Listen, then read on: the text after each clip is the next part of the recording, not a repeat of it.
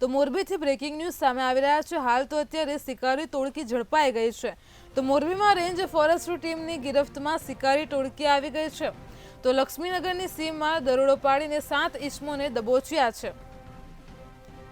અહીં નીલગાયનો શિકાર કરીને રાંધીને ખાતા આ 7 ઈસમો ઝડપાઈ ગયા છે।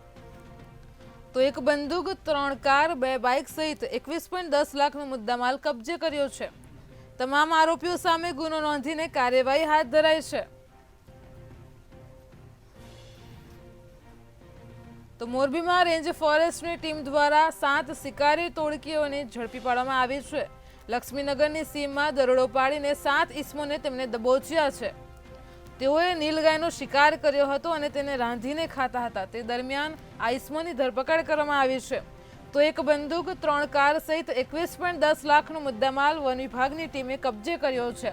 આ તમામ આરોપીઓ સામે ગુનો નોંધીને કાર્યવાહી હાથ ધરાઈ છે।